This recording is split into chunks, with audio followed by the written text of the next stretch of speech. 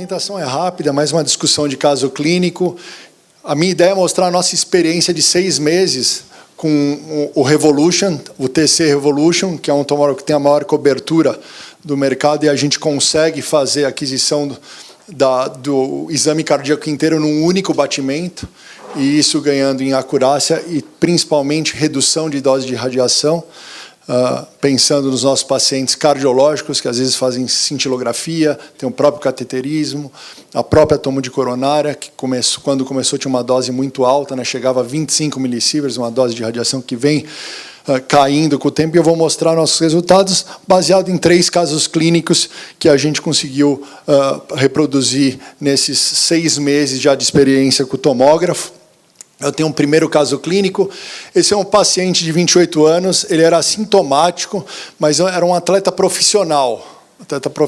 de futebol, de time grande, e ele veio fazer um check-up em nosso serviço, e no ecocardiograma ele tinha uma suspeita de um shunt do tronco da artéria pulmonar. Ficava difícil de ver de onde era a origem desse shunt, porque ele só aparecia na sístole, não era um shunt contínuo pelo eco. Ficou na dúvida se era uma fístula coronariana, se tinha uma persistência de um canal arterial, mas lembrando que é um paciente de 28 anos, né? Então isso chamava atenção, né? Então foi optado por fazer uma complementação diagnóstica ao angiotom para esclarecer essa suspeita, até porque dependia disso se esse atleta ia continuar jogando profissionalmente, apesar de no ecocardiograma não ter nenhuma repercussão hemodinâmica em câmeras cardíacas direita, até dilatação. Quando fístula coronariana, a gente costuma observar dilatações proximais, né, do sistema coronariano, que o eco consegue também avaliar essas dilatações importantes quando é fístula. Então, o eco, funcionalmente, hemodinamicamente, era um eco normal, tanto a parte de ventricular direita como de câmeras esquerdas, até sem hipertensão pulmonar também. E aí a gente fez a angiotomo de coronária, né, essa que foi uma dose de 0,6 millisieverts nesse paciente de 28 anos, a gente prezar por uma baixa dose para avaliar, e o que a gente conseguiu ver com tanto detalhe? Era com a comunicação, era um canal, comunicação da aorta com o tronco da pulmonar, e porque esse paciente era completamente assintomático, 28 anos jogando futebol profissionalmente, disputando Libertadores, disputando campeonatos mundiais pelas categorias de base. E o que acontecia com o detalhe que a gente conseguiu ver? Ele tinha uma PCA restritiva, em que ele quase suboclusivo na anastomose do canal arterial com o tronco da pulmonar. Por isso que não observava-se esse shunt contínuo no ecocardiograma. Então, esse paciente acabou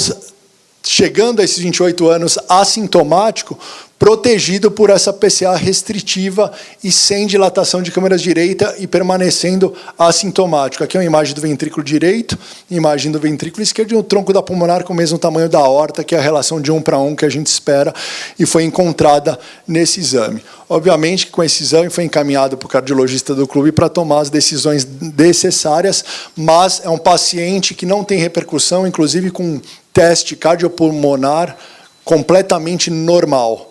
Tá? É um caso bastante interessante, e esse detalhamento da PCA restritiva, muito rico esses detalhes da avaliação e o motivo dessa capacidade funcional desse atleta. Um segundo caso bastante interessante é um paciente de 48 anos, ele tinha uma dor torácica atípica, ele tinha um risco intermediário de Diamond-Forrester para 48 anos, que é entre 20% e 70%, que é coberto pelo rol da ANS de cobertura dos convênios, e o cardiologista do paciente solicitou uma angiotomo de coronária para investigação diagnóstica desse paciente de 48 anos. Ele era um paciente apenas dislipidêmico, não era hipertenso, não era diabético, fazia atividade física. Aqui são as imagens que já chamava a atenção, a imagem da artéria descendente anterior. Ele tinha uma placa mole, né, com uma calcificação focal, com remodelamento positivo, apesar de ser uma estenose discreta. Ela não tinha uma estenose significativa, mas tinha algumas características da placa que preocupam a gente de ser mais agressivo nesse paciente, características de placa instável que a gente consegue avaliar pela tomografia, que é a calcificação focal, um núcleo lipídico, uma carga lipídica alta, né, com baixa densidade e remodelamento positivo. Mas, além disso, a gente conseguiu visualizar uma estenose importante e uma placa ulcerada aqui na coronária direita. em que ele apresentava nesse paciente com dor torácica atípica, e obviamente que a gente ligou imediatamente para o cardiologista, avisando dessa placa ulcerada na coronária direita,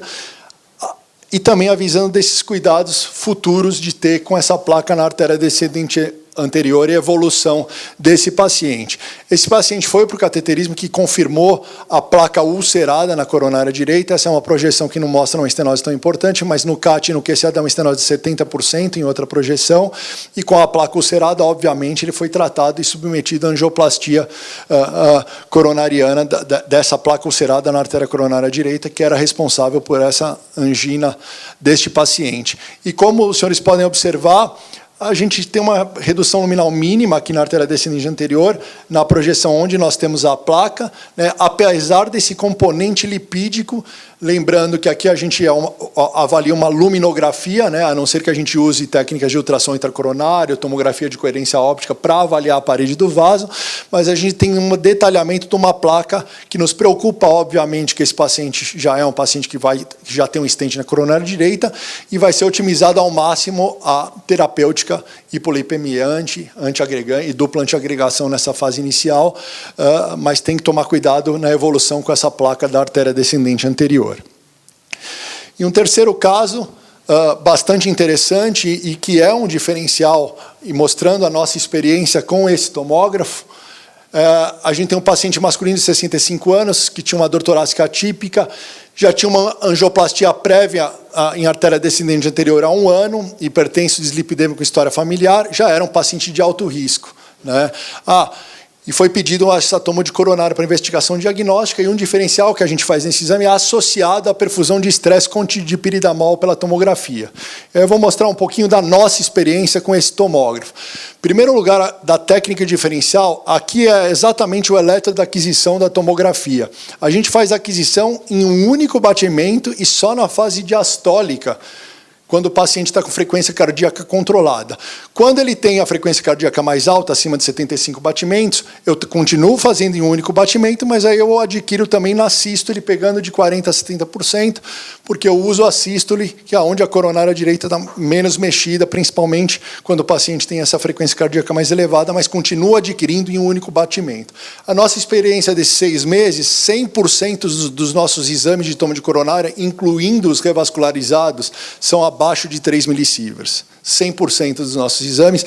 sendo que 90% deles são abaixo de 1,8 millisieverts. O que acaba saindo e subindo um pouquinho essa dose são os revascularizados, porque eu tenho que pegar o tórax inteiro para ver os enxertos da aorta, seja de safena, mamária ou artéria radial. Com esse detalhamento de avaliação e dessas imagens com contrastação homogênea do ventrículo esquerdo. E um diferencial da nossa técnica, você tem 2 maneiras de fazer a perfusão estática, em que eu tenho que acertar exatamente o tempo, e eu tenho uma janela de 6 segundos para diferenciar onde eu tenho o miocárdico isquêmico, né, pós-dipiridamol, que essa é a fase de estresse, e essa é a fase de repouso, que eu adquiro junto com a tomo de coronária. E eu tenho a possibilidade nesse tomógrafo de fazer a perfusão estática, a perfusão dinâmica, que eu vejo o contraste entrar na cavidade do ventrículo direito e perfundir o músculo do coração e ver se eu acho alguma área hipoatenuante de defeito, que nesse caso eu vou detalhar, que é o caso clínico em questão, comparando o repouso, que eu posso usar as cores da medicina nuclear, é só uma questão de que mapa de cores você quer usar, e a imagem crua, que é o que a gente avalia a perfusão dinâmica, o contraste chegando e saindo da cavidade, facilitando, porque eu acompanho todo o ciclo do contraste dentro do coração, já com a vasodilatação do dipiridamol ou da adenosina. E com doses totalmente aceitáveis. Nosso protocolo de estresse com dipiridamol, a nossa dose média é de 4,2 millisieverts. Então, se a gente for imaginar que hoje uma cintilografia ela dá uma dose de entre 8 e 12 millisieverts, a grande maioria das tomos de coronária elas variam entre os mais avançados 3 millisieverts até 9, 10 millisieverts, os tomógrafos de 64. No único exame eu consigo fazer perfusão dinâmica com 4,2 millisieverts, mais 1,8, então com 5, 6 millisieverts eu consigo avaliar a coronária, mais a perfusão de estresse dinâmica, que eu tenho mais qualidade em achar. E eu acompanho também o ramo da coronária, que é responsável por aquele defeito. Então, eu consigo ver se é uma artéria diagonal, se a dominância é esquerda e é um marginal esquerdo que está irrigando a parede posterior do ventrículo esquerdo e correlacionar com o defeito isquêmico nesse exame usando a perfusão dinâmica. Lógico que a perfusão estática eu também acompanho o território, mas às vezes eu posso perder esse defeito de perfusão se eu não fizer a aquisição exatamente no time certo dessa janela de 6 segundos. E esse é o caso em questão. Aqui é a imagem dinâmica, né, que a gente vê esse defeito de perfusão discreto subendocárdico aqui pós-dipiridamol, que eu ressaltei na imagem agora estática para os senhores verem, tanto no eixo curto como no duas câmeras, pegando a parede anterolateral, né, onde estava diretamente relacionado aqui à fase de repouso, né, o mapa de cores e com escalas de cinza, o repouso sem nenhum defeito e a imagem de um defeito único, discreto, relacionado, como os senhores podem ver, de uma artéria diagonal que tinha uma lesão grave, mas que estava encarcerada pelo stent. Ele tinha um stent na DA da onde saía essa artéria diagonal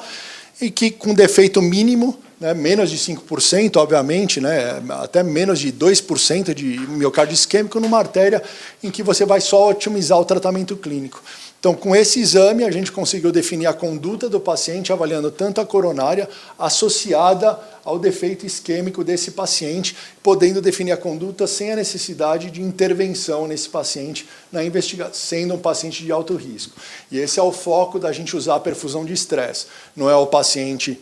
que tem a dor torácica como primeira investigação em opção aos outros métodos de imagem, mas sim um paciente que tem um maior risco e a gente tem a opção de fazer a perfusão de estresse, daquele paciente que eu já espero ter bastante calcificação e que eu posso, em um único exame, já fazer a perfusão de estresse associado à avaliação anatômica, que muitas vezes a calcificação é uma limitação, e eu consigo resolver a minha dúvida daquela calcificação, se em vez de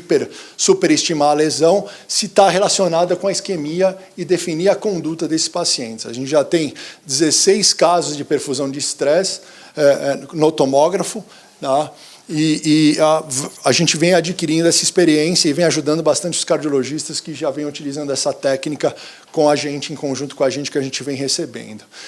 Aqui a imagem, a qualidade, né, de um exame em que a gente consegue fazer num único batimento, né, sem nenhum artefato. Obviamente esse é um exame normal, mas só para encerrar e mostrar a qualidade, artéria circunflexa, coronária direita e descendente anterior, podendo fazer com uma baixa dose e com qualidade também para oferecer para os pacientes de todos os senhores. Obrigado.